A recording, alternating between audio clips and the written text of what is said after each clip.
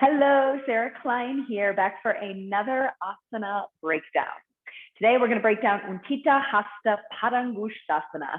Now, I will first show you the pose, and then I'm going to give you a way to break it down using a wall, hopefully to explore proper alignment with the support of the wall, so that when you're in an Ashtanga class or a Vinyasa type class, you find those new reference points that you can access in the middle of the room.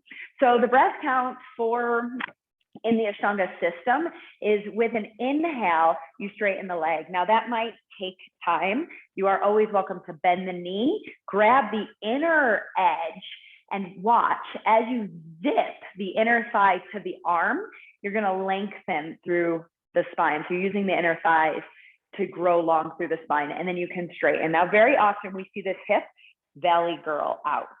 We want to, over time, work to levelize the pelvis. So what we do is we externally rotate. It's like there's a hook on the outer edge of the right hip. You scoop it down. Now the bowl of the pelvis starts to level, and you can spread the toes, root through the big toe mound, spin the outer edge of the kneecap back, and then lengthen through this left quad.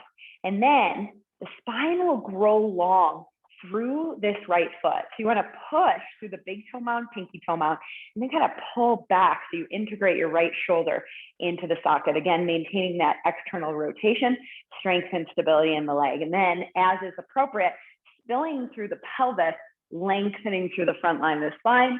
Our drishti is at our foot, pada. 5 breaths there. Inhale up, open it up. Now, again, what we very often see is this. Right? And this is disintegration, lack of strength and stability. So first, in the Ashtanga practice, we keep the hand on the hip. Why? These fingertips remind Uddiyana Bandha, the low belly, to zip in.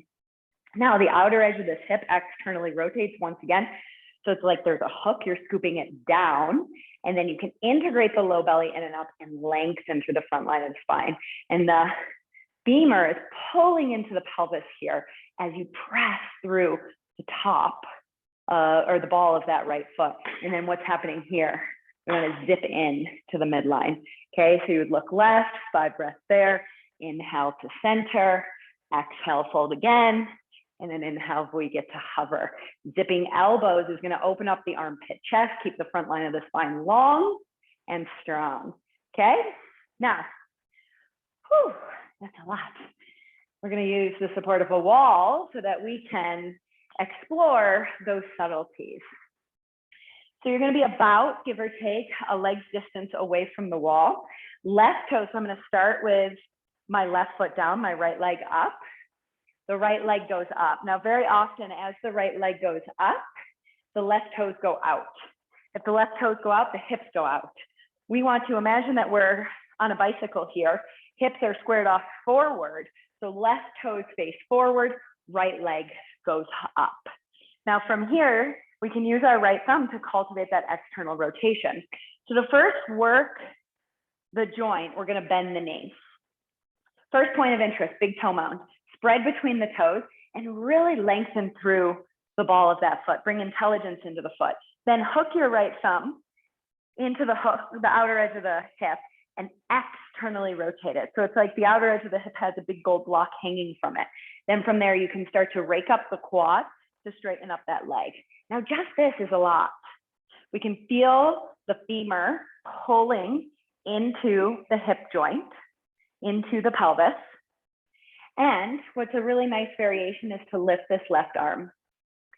So as we levelize the pelvis, open up that hip, we can feel length on the side bodies. So it's as if the cylinder of the ribs are lifting, lowest back rib lifts, and you can explore a nice long line of energy from your left heel all the way up and through your left middle finger. Now that might be enough. If you want more, the left hand comes to the shin and we're going to start to twist. So the left kidney region works towards the right quad. So the twist is coming from here, not from the hips.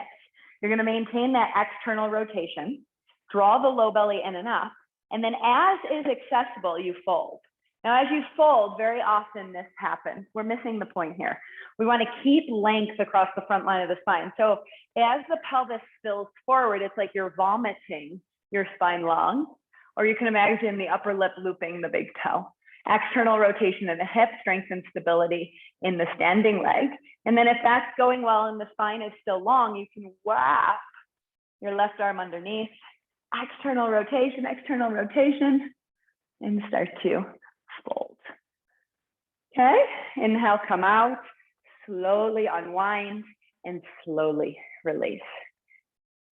All right, I hope that works for you. Let me know in the comments below.